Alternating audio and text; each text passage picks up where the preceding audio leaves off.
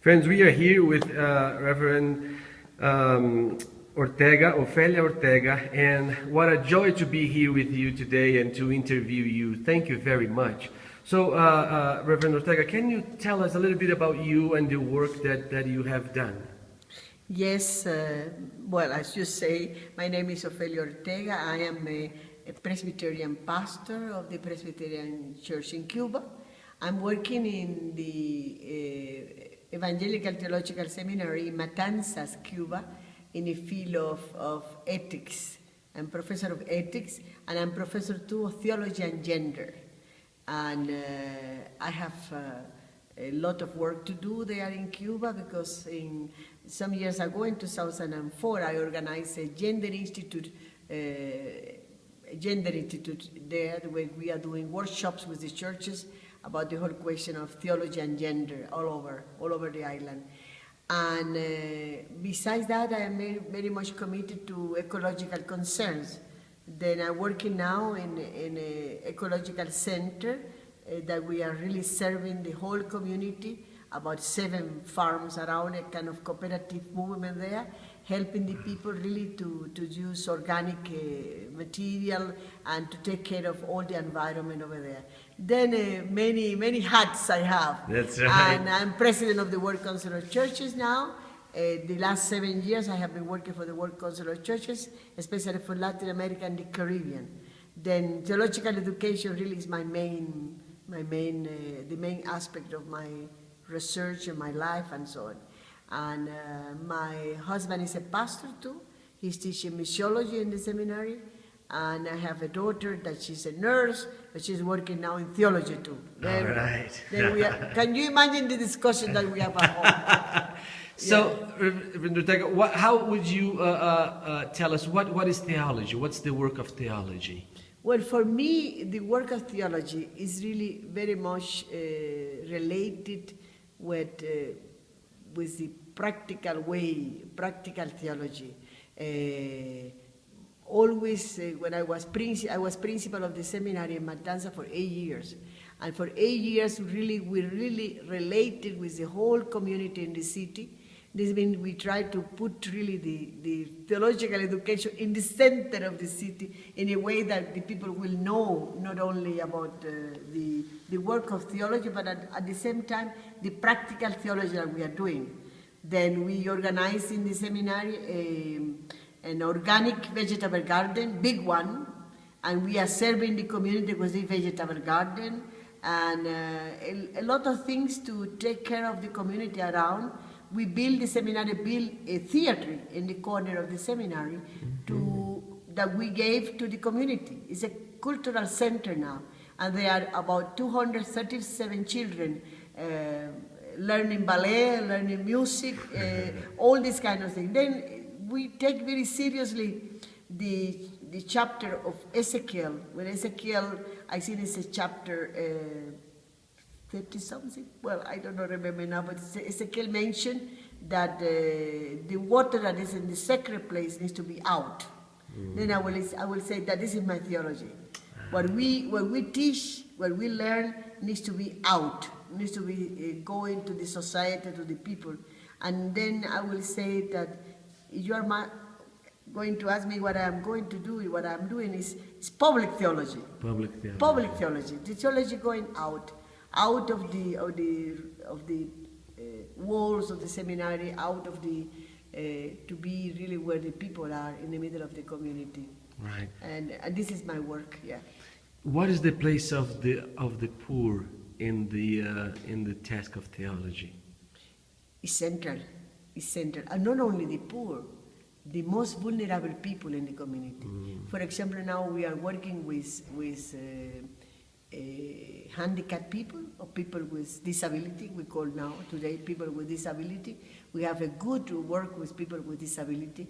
We are dealing with the whole question of racism, because still we have racism in our country. Then we need to deal with that, especially with the black people.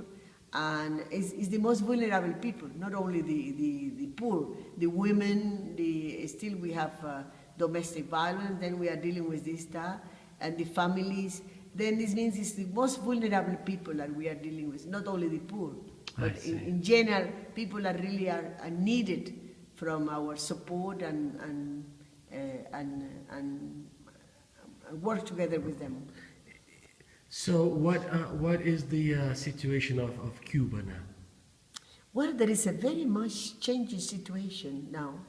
I will say that the main word in Cuba is actualization, actualization of the present system.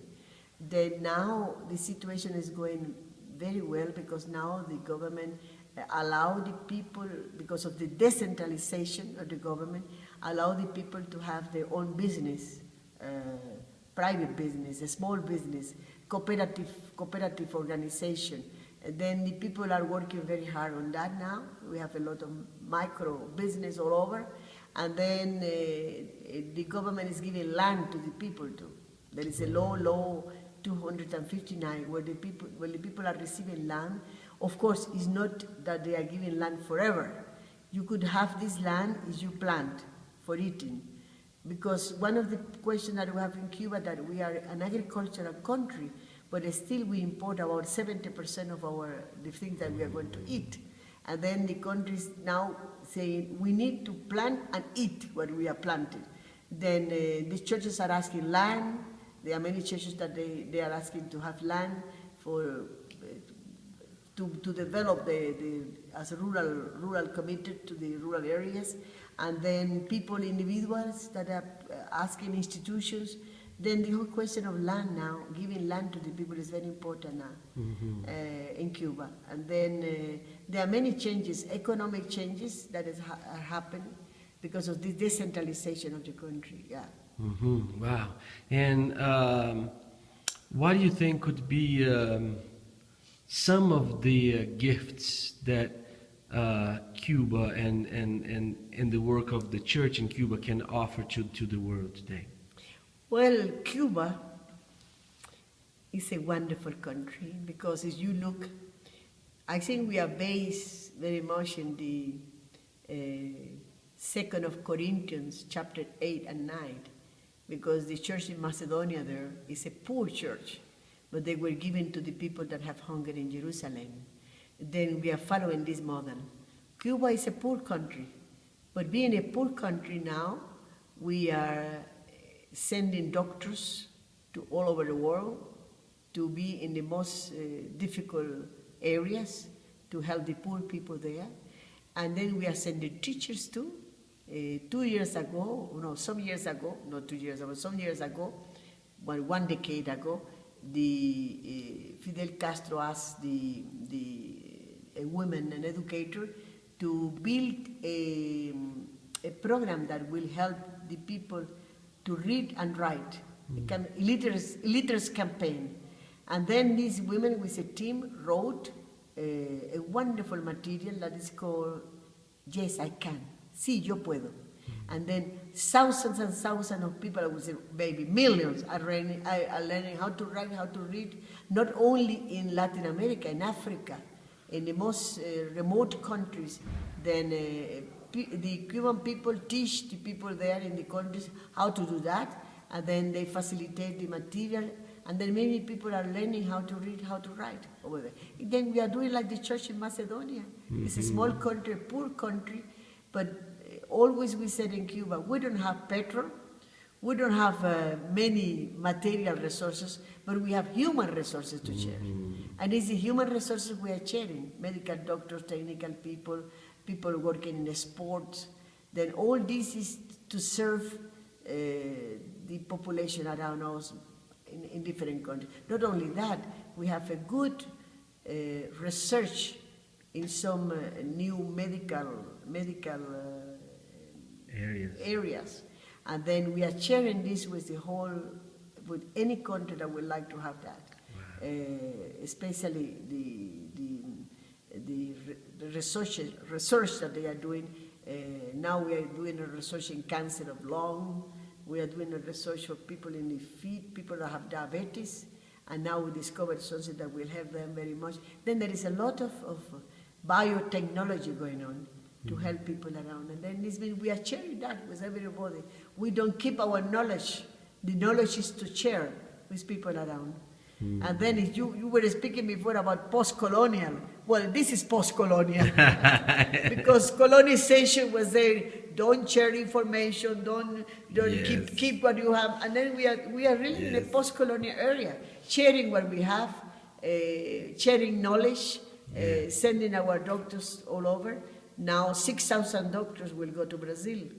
4,000 will arrive before December, and for January on, another 2,000.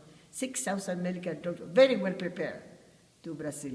And then we have a Latin American university now, and we have about more than 20,000 students there from Central America, from Bolivia, from Peru, from the Caribbean, learning how to be good medical doctors free.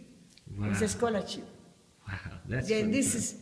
this is what we are doing in Cuba, sharing the resources that we have, and sometimes it's not only petrol, but we are sharing the resources that we have, human resources, knowledge, scientific resources. And I would say this is what post-colonialism do.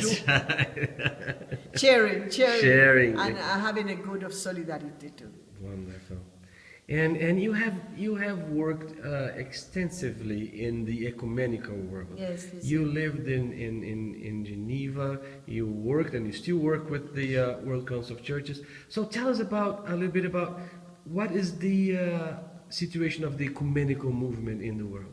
Well, you know, the ecumenical movement in the world is passing for a moment of crisis. We know that, because many denominations and many churches, they are going more and more indoors and not outdoors.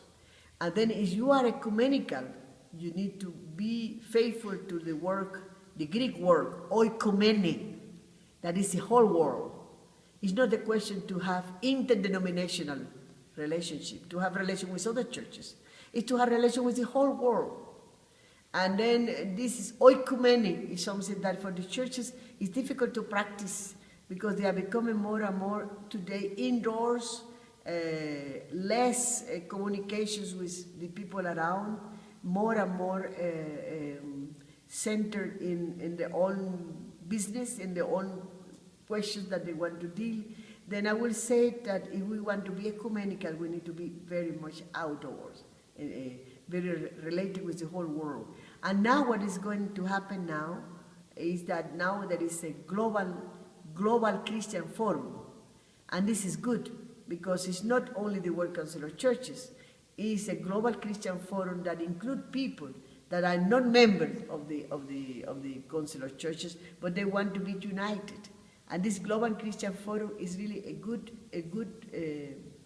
good community building now in different ways, and they are doing a good job together, Pentecostal, Roman Catholic, all together, trying to build this oikomene. And then with the World Council of Churches, of course, it has been times of crisis. First, because the World Council of Churches always has been a vanguard. Then when the World Council of Churches began the program to combat racism in the 60s, then it was criticized for many churches. They said, oh, they are going now to combat racism. Of course, now, because we struggle a lot against apartheid, then of course, they say, well, they did well. But at that moment, they criticized the World Council of Churches very much. When the World Council of Churches, then the decade of the churches in solidarity with women, that began many years ago, then they were not very happy, many of the churches. Why women? And then we developed this decade of the churches in solidarity with women, really with very strong faith, going to all over the world, trying to deal with the problems that women have. And then recently, we have the decade of the churches for peace, to really build peace, a just peace convocation. And we have in 2011, in Jamaica, the peace convocation that was 2011. This means, I will say it, if the World Council of Churches continue to be a vanguard, this is going to be good. Even if we lose some of the people that don't like what we are doing. Right. But the World Council of Churches really is going back, not to be a vanguard for the main issues that is needed in the society, then I will say then there is a crisis.